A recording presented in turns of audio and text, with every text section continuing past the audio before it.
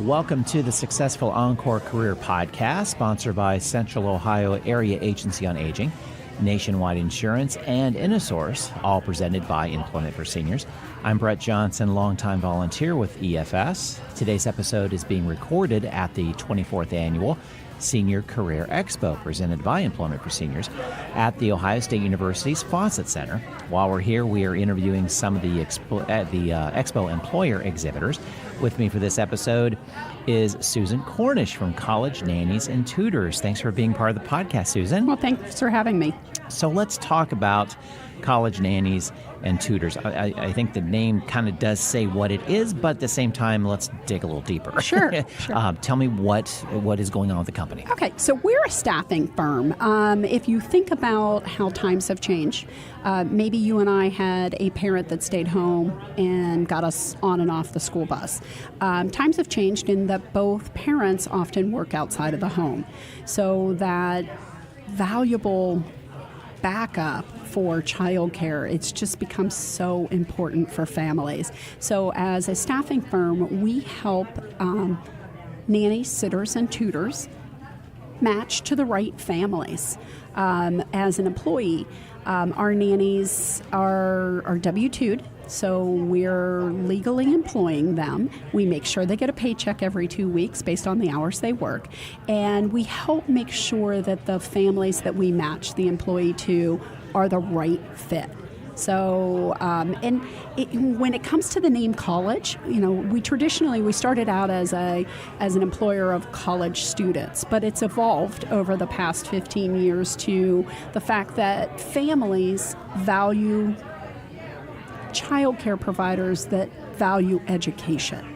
And so that word college has become more of a value system than an actual, this is who we recruit and hire. So for someone that's more mature, and maybe they're looking for, they've retired from that full-time career and they're looking to do something fun, they've been in the workforce. Maybe they've raised their own children and sent them through college, and their children don't live nearby, but they'd love to have an outlet to play with kiddos. We're the right employer for them. It can be every day, all day. It can be when they want to work. So if they're retired and they have the luxury of volunteering or they want to travel, they can work for us on demand. We do a ton of backup care for families when their standard child care program breaks down. What might that look like? Martin Luther King Day. Parents still have to go to work. Teacher in service days where the kiddos are home, but school's out of session. It might be they've come down with a bug and they're no longer feverish, but mom and dad have to get to a meeting. It might be every day after school, shuttling them to violin lessons or to soccer practice, and just helping out 3 or 4 hours Monday through Friday, or Monday through, a lot of parents will work from home 1 day a week. And so it's a couple days a week just helping out, being, in this case, grandma or grandpa. All right. Some travel involved with this, I'm assuming. A little bit. Okay.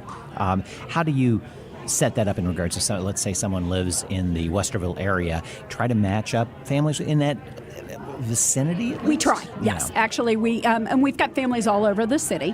So we do try to make a match where they're not driving 30 or 40 minutes every day for a 3-hour shift. If they're in Westerville and they live in the same neighborhood, that's a great fit. If they're in Westerville and willing to drive to Lewis Center, so we look, when we're interviewing our employees, we look for what they're looking for and try to make that match. So, some employers say, this is exactly what we have to offer and this is all we have to offer. We're not like that. We really work on both sides to make that great role model match. When somebody walks by your booth today or at any job fair, let's put it that way, what is that one trait that's going to stand out going, oh, I want that person to work for us? Energy and a can-do attitude. Okay. The rest we can teach. Okay. It's that, sure, I'm willing to help. I have that servant's mindset.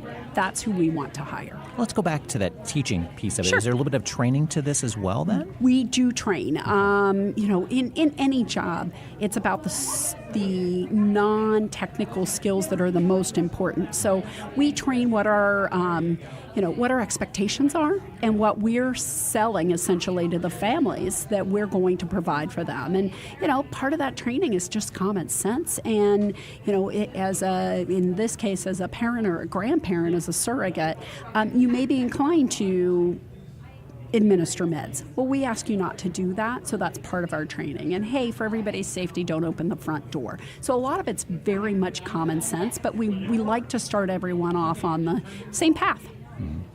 The job is not the same every day, obviously. Never. And a lot of fun, you hope at least, that's the goal. Yeah, that's the goal. To be with the families and such. But let's talk about the culture within your company.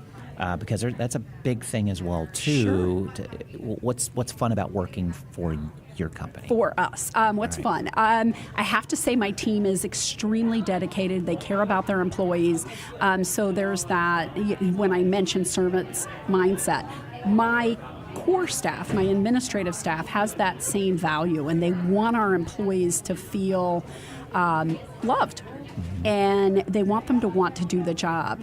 We're also pretty flexible. So, that's fun in itself. For a retiree that says, you know what, I really don't want to work all year round. I want to go to Florida for 6 weeks. We can make that work. Whereas a lot of employers can't. So that should be fun and flexible. Other fun things, we have continuous education and meetups, and we do celebrations. We recognize people having that can-do attitude and send them out little gifts. And, it's all about the feeling of being valued, because everybody can offer the same wages. Right. I think the people that come to us, it's not as much about the wage as it is about having a sense of purpose. Mm-hmm. So when people find out that you do hire mature workers, why? Tell me why you do. Okay. What would the answer to that be? Is like they may be surprised. Like, really? You do? Why? Okay, great question. We hire mature workers, and actually I've signed the AARP Employer Pledge. And the reason that I did that is I felt very strongly about the work ethic and the dedication of a more mature person. We're in a time where there's 3 generations of employees in the workforce, and each one comes with strengths. And we all come with drawbacks.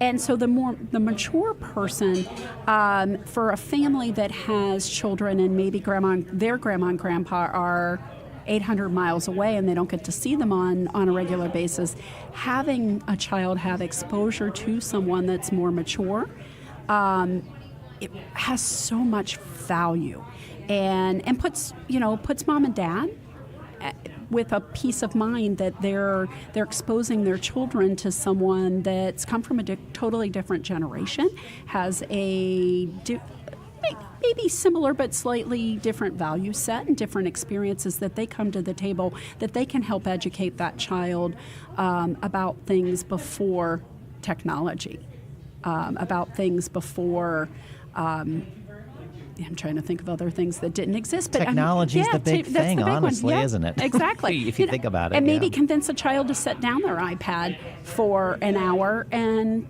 play a game of Uno. Right. Or some storytelling. Exactly. Or just creative things. Go outside and go for a walk. Right. Exactly. Pick leaves. Right. Exactly. I'm sure job openings are available and listed on your website as well. They are. Let's talk about that a little bit in regards to where you're located, the website address, as well as navigating the website to find those. Sure. If they don't want to navigate a website, they can call us at 614-761-3060. And I've got multiple offices. We're a nationwide franchise. So we've got about 110 offices nationwide. If they've got friends or family, or if they're a snowbird and they want to go to Florida, we can help them while they're away too. Navigating the website, they would go to collegenannies.com. And there at the top, across the menu bar, says Join the Team. Great. And they can fill that out directly. We only need 5 data points: their first name, last name, phone number, email address, and zip code. And the zip code helps us navigate them to the right location. Here in Columbus, and we service the entire Columbus metro area. I do have 2 offices for tutoring, one in Powell and one in New Albany. And so if the person was interested in doing some tutoring also, we can talk about that. But from that point, there's jobs posted that they could apply to. However, they're changing every day. Traditionally, we were looking for right now that 2 or 3 p.m. to 6 p.m. After school hours. We're also looking for the person that would be available maybe 7A to 7P. It's probably not going to be that whole time frame, but for backup care, a parent needs to leave the house at 7:30 and they'll get home about 5:30. So we need somebody that's willing to work the full day.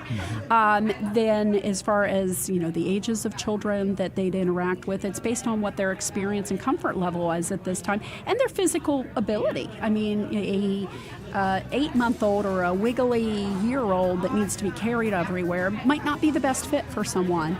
And in that case, we would match them up with toddlers or school-age children that would be a better fit for them. Super. Well, thank you for being part of the podcast. Well, thank you for having me. This has been great fun. Thanks.